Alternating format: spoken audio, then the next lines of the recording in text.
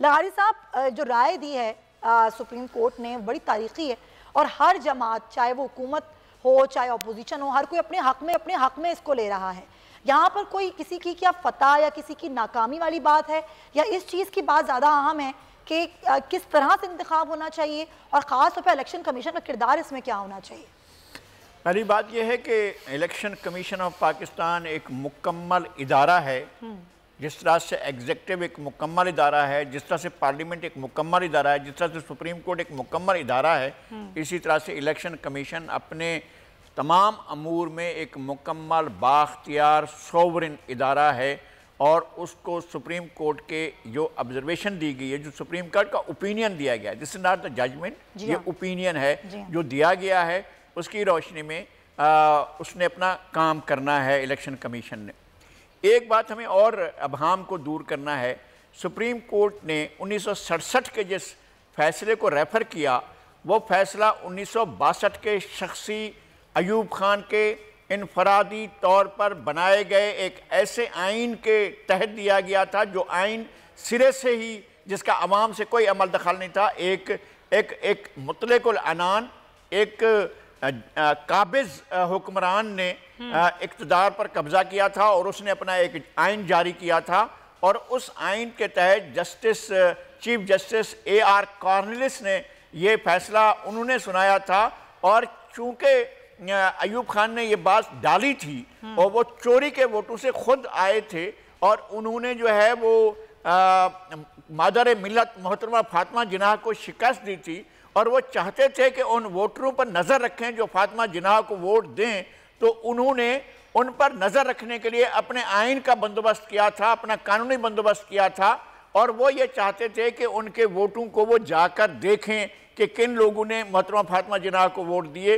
तो वो उस दौर की मारूजियत थी, ऑब्जेक्टिविटी उस दौर की थी, जो आज प्रिवेल नहीं करती है। आज 1973 का आइन है, और 1973 का आइन जो है वो मुकम्मल तौर पर साफ तौर पर कहता है कि सीक्रेट बैलेट के तहत इलेक्शन होना चाहिए, और सुप्रीम कोर्ट ने बिल्कुल वही बात की है जो आइन कहता है कि इंतखाबात जो हैं वो सीक्रेट बैलेट के ज़रिए होंगे। और जहाँ तक है आइन की प्राइवेसी या आइन का जो है वो ज़्यादा देर तक नहीं रखा जा सकता, इसके बारे में कानूनी माहिरीन अपनी तशरीह दे सकते हैं, वो अपना नुक्ता नज़र पेश कर सकते हैं। चूँकि ये राय है और ये जजमेंट नहीं है। ये राय भी दी है सुप्रीम कोर्ट ने कि अब पार्लियामेंट के पास इख्तियार है कि वो आइन में तरमीम करे, ये इख्तियार किसी और के पास नहीं है। जी बिल्कुल, पार्लियामेंट ही इसकी मजाज है, वो चाहे तो कल इस आइन में तरमीम कर सकती है, और पार्लियामेंट ही एक ऐसा इदारा है जो आइन के अंदर किसी भी किस्म की तरमीम कर सकती है, वो जो है उसका मजाज है, पार्लियामेंट मजाज है, वो कर सकती है। बिल्कुल पॉइंट है कि सिद्दीक साहब, अब हर कोई अपने ही तौर पर खुश है, और लग तो यही रहा है कि सुप्रीम कोर्ट की राय से सभी खुश हो गए हैं। अपोजिशन को भी खुश कर दिया सुप्रीम कोर्ट ने, हुकूमत को भी खुश कर दिया। लेकिन सवाल एक आम आदमी के जहन में ये है कि जिस बात पर जोर था कि जी सीक्रेट बैलेट पर नहीं होना चाहिए, लेकिन अगर सीक्रेसी नहीं रहेगी वोट की तो ज़ाहिर है वो मामलात उस तरह नहीं हो सकते। अगर हम आइंदा मुस्तकबिल की बात करें, अभी तो ज़ाहिर एक राय है सुप्रीम कोर्ट की, लेकिन सुप्रीम कोर्ट का ये कहना है कि पार्लियामेंट ये कर सकती है। मुस्लिम लीग नून और पीपल्स पार्टी ये चाहती थी, क्या मुस्तकबिल में कभी ऐसा हो सकता है कि इस हवाले से आइन में तरमीम करने के लिए आप तमाम जमातें बैठ जाएं और बात करें, या आप समझते हैं कि ऐसे ही होना चाहिए जैसे आइन में लिखा है? बिस्मिल्लाहिर्रहमानिर्रहीम। बहुत शुक्रिया समिया रिजवान साहिबा। पहली बात तो ये है कि आइन यानी जो कानून आइन साज इदारा था constituent assembly, fathers of the constitution ने जिस मकसद के लिए आइन बनाया और ये आर्टिकल्स सामने रखे, उसकी रूह की किसी सूरत में खिलाफ वर्जी नहीं हो सकती, इल्ला ये कि एक फिर आइन साज असम्बली का जो है वो इलेक्शन हो। ये जो पार्लियामेंट जो भी आएगी आम तरीके के मुताबिक वो आइन में तरमीम कर सकती है, उसकी रूह के खिलाफ वो भी नहीं जा सकती। नंबर 1। नंबर 2, मुझे हैरत होती है, आपने तो खैर कहा ये भी राजी रहिए, राजी तो मिसरा एक याद आ रहा है कि शेख भी खुश रहे शैतान भी नाराज ना हो, तो ऐसी बात तो ना मेरे ख्याल में है, ना होनी चाहिए। लेकिन सुप्रीम कोर्ट में अटार्नी जनरल ने जितना वक्त ज़ाया किया, आइन के मुतल्लिका आर्टिकल बड़ा वाज़े, जस्टिस या अफरीदी साहब ने बिल्कुल दुरुस्त कहा, उसमें पार्लियामेंट के अलावा कोई तरमीम कर नहीं सकता, फिर इतना वक्त ज़ाया हुआ तो बहुत देर की मेहरबान आते आते। ये बात खुशाइंद है कि भाई सियासी पार्टियां तो कुछ कर नहीं सकती, उनके लिए तो सीक्रेट रहेगा, लेकिन इलेक्शन कमीशन भी अगर जानने की कोशिश करे, क्यों जाने, सीक्रेसी तो वहाँ भी ख़त्म हो जाएगी। इलेक्शन कमीशन फिर किसी न किसी तरीके से इन कैमरा इजलास होते हैं, सारी कार्रवाई बाहर चली जाती है, तो जो वोट की सीक्रेसी की रूह है वो मुतासिर होगी।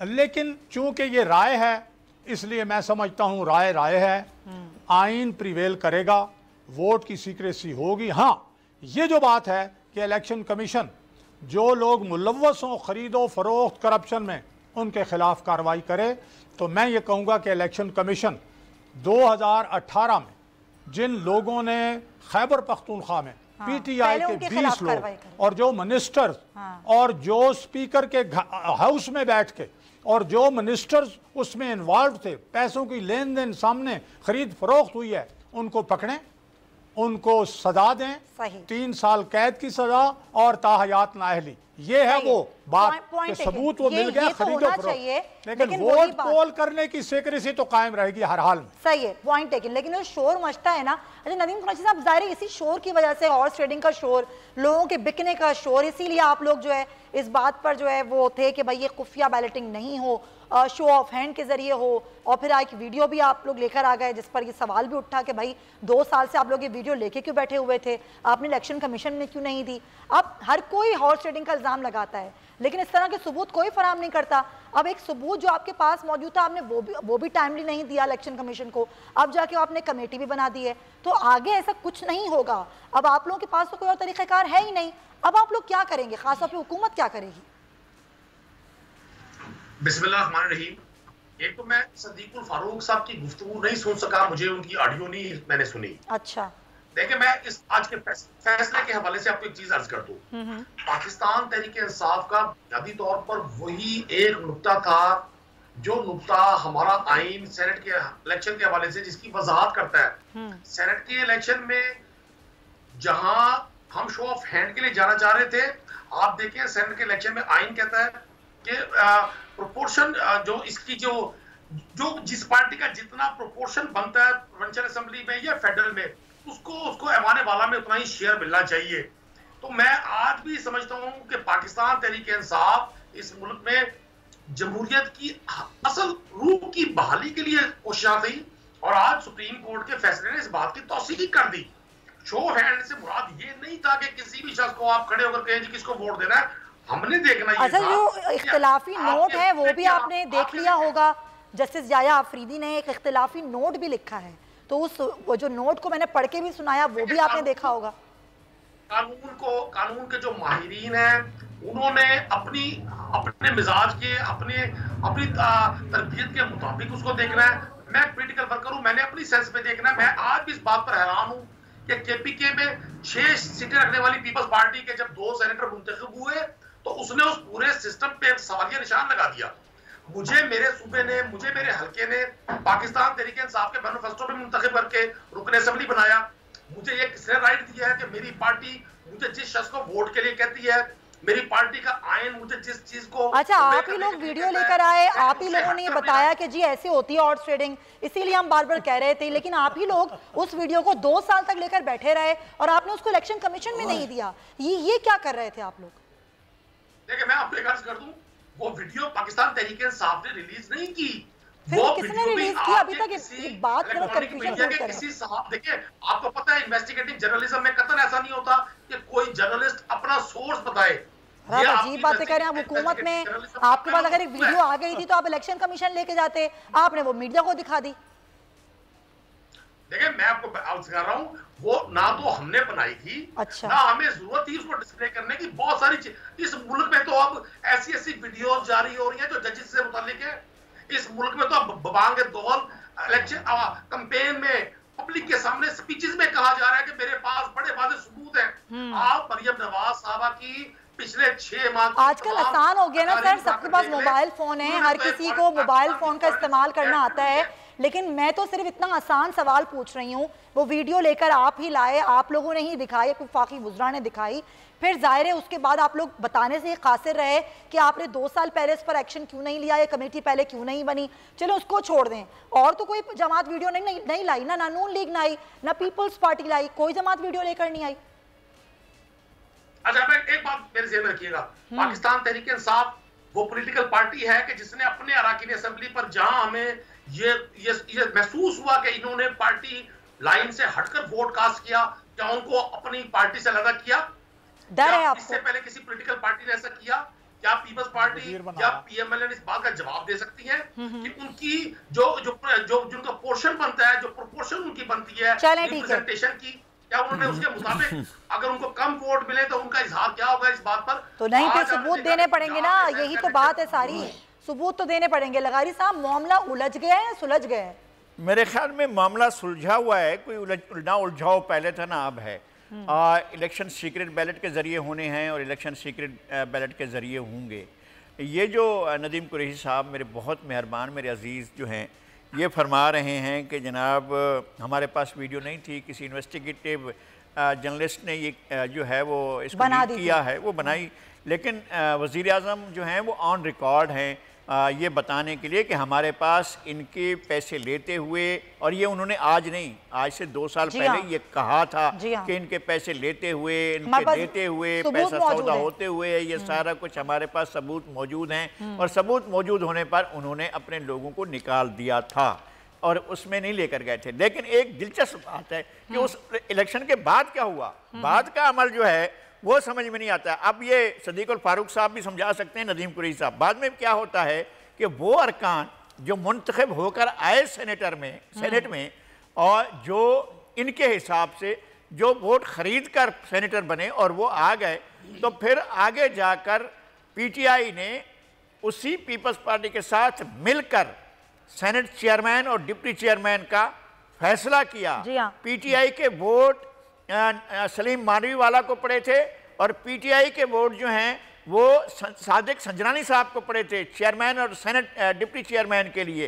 तो अगर वहां पर वो हराम थे तो यहाँ कैसे हलाल हो गए कि उन्हीं सेनेटरों के एक जिस पर आप इल्ज़ाम लगा रहे थे, उन्हीं के उम्मीदवारों को आप वोट देकर कामयाब करा रहे हैं, और अब भी इस वक्त मुल्क में वही हैं चेयरमैन और deputy chairman of the senate. ये दो अमली जो है ये समझ में नहीं आई पीटीआई की कि उधर तो आपको अच्छे नहीं लग रहे थे कि आपके वोट खरीदे गए बकौल आपके, और सौदेबाजी हुई बकौल आपके, और वो जो सेनेटर बने वो अभी भी उनको नोटिस भिजवाए जा रहे हैं। ये अजीब बात है कि वजारती कमेटी जो है वो सेनेटरों को नोटिस भिजवा रही है कि आप कैसे मुंतखब हो गए। भाई वो मुंतखब हो गए थे, लोगों ने पैसे नहीं लिए, लोगों ने अपने ज़मीर से वोट दिए, वो कहते हैं, तो फिर आपके पास क्या जवाब होगा? आज भी अगर लोग अपने हिसाब से अपने जमीर से फैसला करते हैं। चलें लगारी साहब, यही मेरा सवाल है, सॉरी टू इंटरप्ट यू क्योंकि टाइम थोड़ा कम है। सिद्दीक साहब, एक तो आप अपनी मुस्कुराहट की मुझे वजह बता दें, दूसरी जानिब जरा ये मुझे बता दें कि अगर हॉर्स ट्रेडिंग इस यहाँ होती ही नहीं है सेनेट के इलेक्शन में, तो शोर क्यों उठता है कि ये पैसे ले रहा है, वो पैसे दे रहा है, नोटों के भरे हुए बैग इस्लामाबाद पहुंच गए, ये बातें क्यों होती हैं? देखिए, वो पहले आपने क्या सवाल किया है, मैं हॉर्स इसका जवाब देता हूँ, नोटों का, हॉर्स ट्रेडिंग का।